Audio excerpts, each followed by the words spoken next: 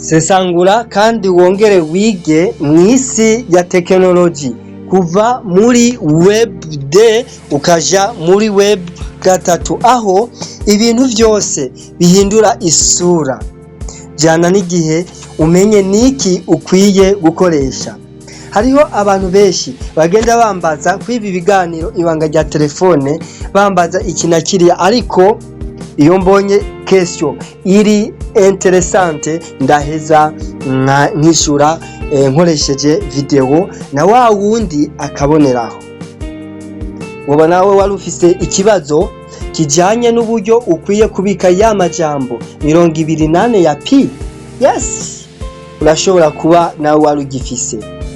Canke woba wari ufise ikibazo cyo kubika impapuro waguriye ko amatongo zabagufite amadeni za diplome, amafoto ndetse n'amavideo y'akamaro ukayabika kuri mail mugabo utazi ukungene bikorwa, canke woba waragerageje kubikora kubera yuko hariho parametre utuguruye bikanga. Ivyo byose ni ibibazo ushobora kwibaza. Karibu muri iyi video intambuko ku yindi umenye ukungene wo kwibikira ibyawe neza. Ariko hagati aho hariho abantu bafise amajambo 28. Bika amajambo yawe 28 mwikaye udatakaza iri ahantu. Yes. Ariko kandi ushobora kuyabika muri driver mugabo akaba ari sekirize neza mu gihe iyo mail yawe itari ku gasozi canke utayikonegise mu ma application n'amasite atandukanye. Yes, ibyo birashoboka. Ariko kandi telefone yawe bashobora kuyakwiba bakakwiba byangombwa, naho nyene urashobora gushira mode passe canke code kuri application ya Drive, Mode Drive. Okay? Rero iyi application ni ya Google, iba yizewe, iri sekirize 100%. Ariko kandi mu gihe wabyanjanjwe ko umuntu ashobora kukwaka telefone akakwiba byangombwa byawe ndetse akagenda abifuse, murahawe ikaze. Iyi application rero ukungene ikora mu ncamake iba imeze uku bisanzwe, aho winjiramwo ikakwereka ibintu bimeze uku. Aha anya nagirageje kwemporta ama video ndayakuye muri gestionnaire fichier yanje, hanyuma ndayabike mu ngaha anya. Nciye aha nkuko buri munsi uzohora uca ngaha anya baka kamenyetso kanditse caprice, canke ukaca ngaha anya mu gihe ugire wikamere. Uce ufyonda ko ngaha anya barakwereka ibintu bitatu. Mbega ni muri dossier izi mpapuro canke amafoto canke amavideo biva, ugire uvyemporte canke ugire ubinimerize, ugire ubikure muri Google Doc nayo na hano haba hari amadokima yawe, canke ni muri Google Sheets canke ni muri Google Slide.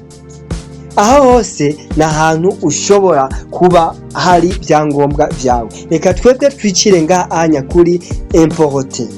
Kuri importe baca bakujana muri muma video canke amafoto asanzwe ari muri telefone yawe. Muri iki gihe ingo ino hejuru kutu tuntu dutatu ibumoso baca bakwereka ahantu handitse image, video, fichier, audio, document n'ibindi, ndetse na gallery na web office. Dufate yuko ugire uje muri image. Halo image zazananye kuri WhatsApp, zazananye kuri screenshot, zazananye kuri InShot, picture, camera n'ahandi. Mbega amafoto yawe ari he? Instagram, Facebook, ayo wa downloadinze cyane yaze ari hehe? Reka rero dufate yuko hano hariho video InShot. Okay? Dufate ko ari iyi ngire n'importe ndayifyonda ko ubwo nyene ice igira prepare banyereke fichier iri en cours yo kuba télécharger ije mu ngaha. Ariko kandi hariho ico utamenye, ushitse ngaha kuri akeye barakwereka turiya tuntu dutatu, hampande yaho hariho recherche dans, aho ushobora kurondera ikintu mu gihe uba waracanditse ko izina. Reka dufyonde ko ngaha kutu kutu tuntu dutatu barakwereka capacity, si sawa, ya telefone yawe ahigeze canke capacity usanzwe ufise muri driver. Fyonda ngaha kuri paramètre, umaze gufyonda kuri paramètre manuka ino epfo, hariho ahantu handitse transfert uniquement en wifi. Kuri transfert uniquement en wifi